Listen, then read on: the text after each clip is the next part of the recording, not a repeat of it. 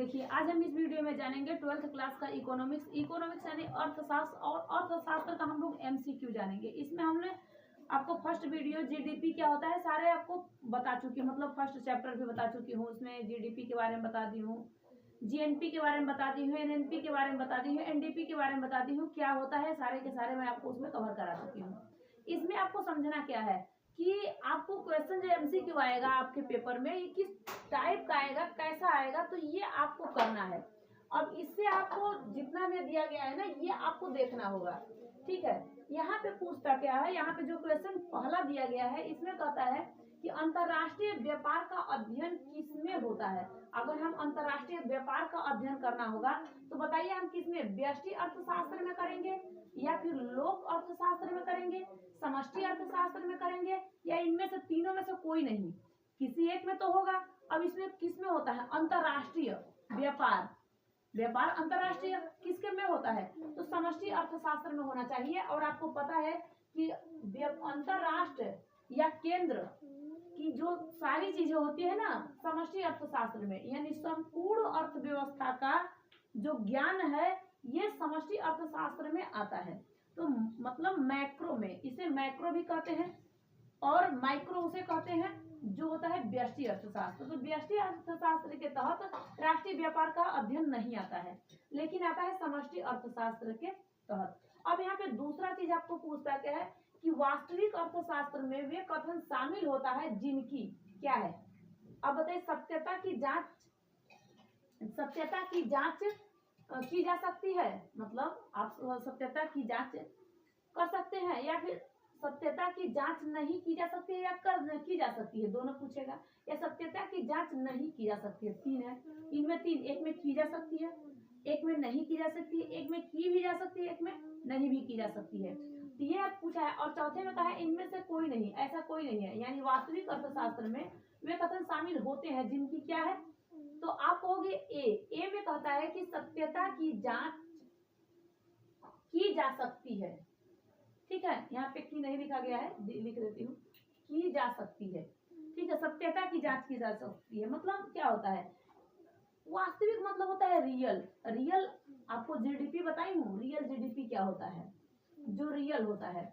Real GDP में आप लोगों को क्या पता चलता है कि व्यापार जो हुआ है, जितना प्रोडक्शन हुआ है वो किस रेट पे है, मतलब जो 2010 में अगर कोई सा व्यापार हुआ था 2010 में, उसका रेट उस समय का क्या है, उस समय का कीमत स्थिर रहता है।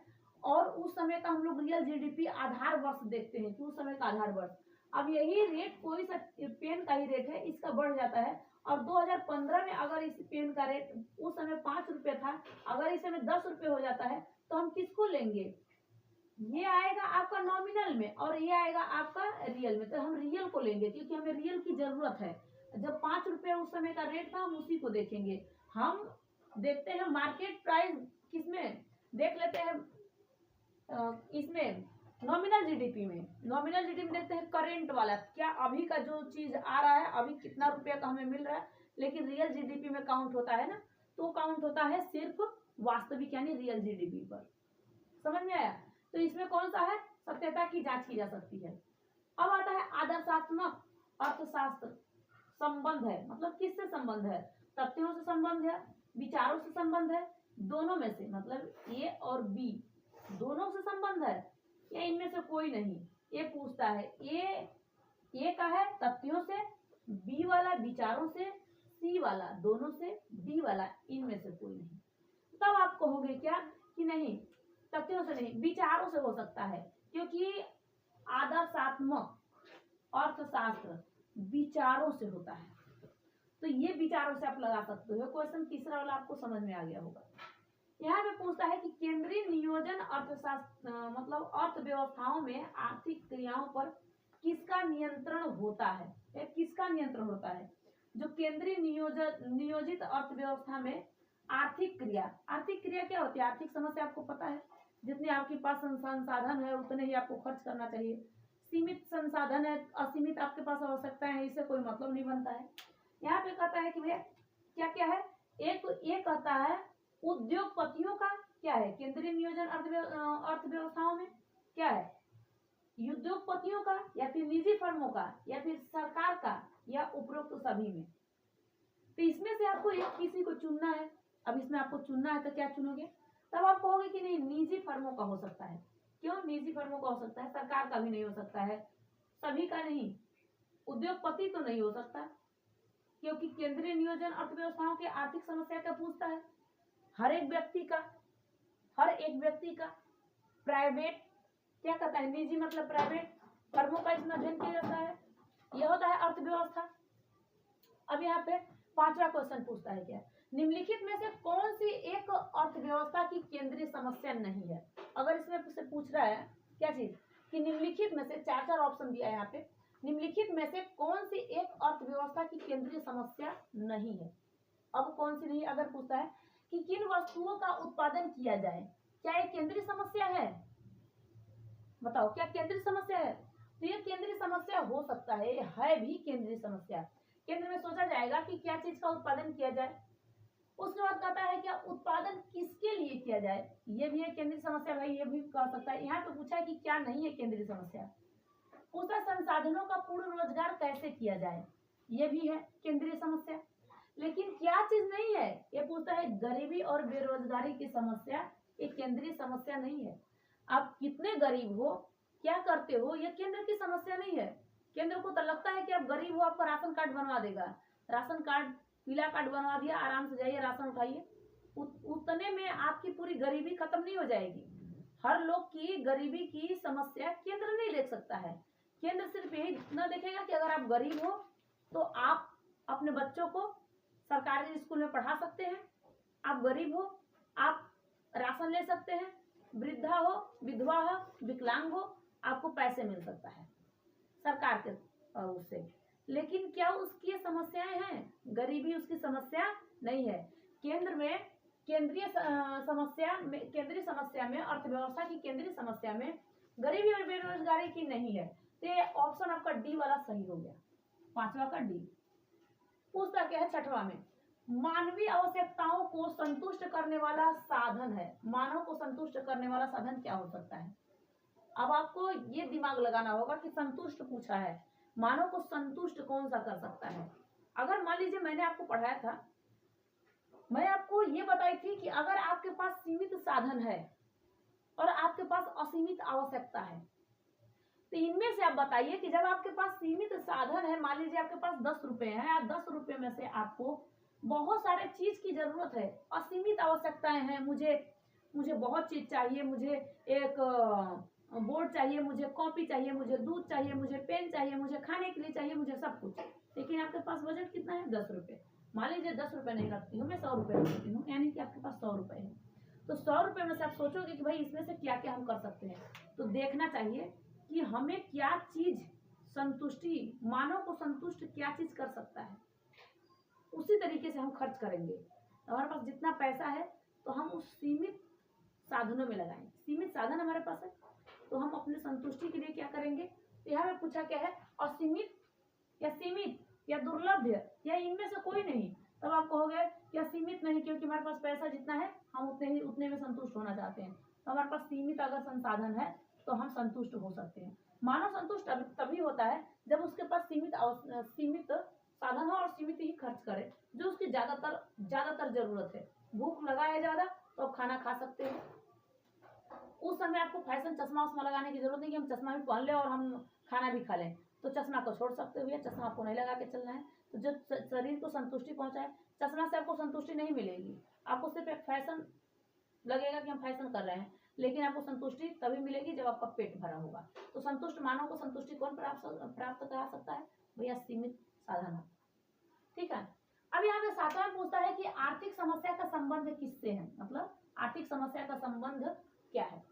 पूछता क्या है, गरीबी से है ये वाला, बी वाला क्या है, बेरोजगारी से है, या सी वाला काले धन से, या डी वाला सीमित साधनों के चुनाव से। अब इसमें से आपको ये चुनना है। क्या ये क्या पूछा है, आर्थिक समस्या।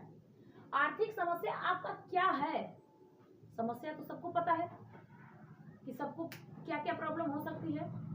इकोनॉमिक्स प्रॉब्लम क्या हो सकती है, इकोनॉमिक्स प्रॉब्लम ही तो पूछा है। क्या है इकोनॉमिक्स प्रॉब्लम? कहा बताया है कि काले धन से। इससे हमें क्या, हमारी काले धन, हमारे पास बहुत ज्यादा काला धन है। जैसे हमने पैसे, काला धन किसे कहते हैं? काला धन आपको पता होगा कि काला धन हम उसे ही कहते हैं जो हम कमाते हैं, उस पैसे को हम टैक्स नहीं भर के उस पैसे को अपने घर में रख देते हैं, उसी को हम लोग काला धन कह सकते हैं। जो पैसा हमारे पास है, हमने कमाया और हम अपने बैंक में रखेंगे तो सरकार को मतलब पता चलेगा कि हमारे बैंक में इतना पैसा है, उसे वो टैक्स ले लेगा, कर ले लेगा। लेकिन उसी पैसे को हम अपने घर में रख लेते हैं और उसी पे छापामारी पड़ जाता है, कहा जाता है कि 1 करोड़ 2 करोड़ 3 करोड़ इतने पैसे निकल गए, इनके घर से निकले हुए, बरामद हुए हैं, ये काले धन थे। तो काला धन किसी, काला धन यानी चोरी किया हुआ धन नहीं था, ये धन वही था जो उसने बचा के रखा था, अपने जीवन की पूंजी, यानी सोचता था कि इस पैसे को हम कहीं अच्छे जगहों पे खर्च करेंगे, लेकिन उस पैसे को खर्च नहीं कर पाया, उस पैसे को रख दिया, उसी को कहा जाता है काला धन। तो काले धन से तो हमें इसमें कोई मायने ही नहीं रखता, आर्थिक समस्याओं में काले धन का कोई मतलब ही नहीं। गरीबी से है या बेरोजगारी से? गरीब तो बहुत सारे लोग हैं, गरीबी से कुछ नहीं है, गरीबी आपकी आर्थिक समस्या नहीं है कि आप गरीब हो, लेकिन बेरोजगार होना ये आपकी आर्थिक समस्या है। आज हम परेशान हैं, बेरोजगारी बहुत ज्यादा है, हमें रोजगार चाहिए, रोजगार के लिए लोग बहुत लड़ते हैं, तो हमें क्या है? अब यहाँ पे पूछा है कि सीमित साधनों के चुनाव से, भैया सीमित साधनों के चुनाव से क्यों है? सीमित साधन हमारे पास है तो क्या है, हमारी आर्थिक समस्या है? नहीं, आर्थिक समस्या हमारा। काला धन क्या हमारी आर्थिक समस्या है? नहीं है काला धन। गरीबी की हमारी आर्थिक समस्या है? नहीं, हमारी आर्थिक समस्या है क्या? फिर है यही बेरोजगारी। हमें रोजगार चाहिए, आपको रोजगार चाहिए, रोजगारी हमारी क्या है? आर्थिक समस्या है। तो आप इस बी वाले पर टिक लगा सकते हो कि हमारी क्या है? बेरोजगारी हमारी आर्थिक समस्या। अब आ जाओ यहाँ पे 8वां वाला, ये कहता है उपभोक्ता संतुलन तब प्राप्त करता है जब उसे मिलती है। अब क्या चीज मिलती है? अधिकतम आय, अधिकतम हानि, अधिकतम संतुष्टि। क्या चीज? ये पूछता क्या है कि ए में कहता है कि अधिकतम आय, अगर किसी व्यक्ति को अधिकतम आय मिल जाएगा तो क्या उसकी क्या प्रॉब्लम? उपभोक्ता की संतुलन तब प्राप्त होती है। भैया उसे क्या संतुष्टि प्राप्त होगी? नहीं प्राप्त होगी। उसको कितना भी मिल जाए अधिकतम आय, अधिकतम उसे हानि ही मिल जाए ना तो उसे संतुष्टि नहीं, उसे तो बहुत हार्ट अटैक हो जाएगा, वे नहीं है, गलत है। तो उसको क्या चाहिए? अधिकतम संतुष्टि चाहिए। क्या चीज से? भाई मानव को, उपभोक्ता जो भी है, जो भी उपभोक्ता है, उसे क्या चीज चाहिए? उसे चाहिए कि हमारा मन संतुष्ट हो, अधिक से अधिक संतुष्टि हमारे आत्मा को मिले, हमें कष्ट न हो। हमें पानी पीने की अगर जरूरी 1 गिलास की है तो हम 1 बाल्टी भी भर के क्या करेंगे? अधिकतम आय पूछा है, हम अगर 1 बाल्टी पानी का ही बात करते हैं, अधिकतम पैसे की जरूरत, हमारे घर में अधिकतम पैसे बहुत ज्यादा भरे हुए, उस पैसे से हम संतुष्ट ही नहीं है। हमें चाहिए भोजन, और हमें कहीं बाहर भोजन मिलता है तो हम पैसे तो नहीं खाएंगे ना, तो हमें हमारी आत्मा को संतुष्ट कौन पहुंचाएगा? कौन पहुंचाएगा? तो अधिकतम संतुष्टि वही पहुंचाता है, उपभोक्ता को संतुलन प्राप्त करता है वही चीज जो अधिकतम उसको संतुष्टि अपने शरीर को मिल सकता है। ठीक है, तो ये आपका आ गया क्या चीज? अधिकतम संतुष्टि, यानी सी वाला। अब 9 पूछता है कि सामान्यता प्रतिस्थापन की सीमांत दर क्या है? क्या घटती है या फिर बढ़ती है या फिर स्थिर रहती है, या इनमें से कोई नहीं? तो ना तो बढ़ने को कहोगे, सामान्यता प्रतिस्थापन की सीमांत नहीं बढ़ती है, ना तो स्थिर रहती है, वो क्या होती है? घटती जाती है, घटती जाती है।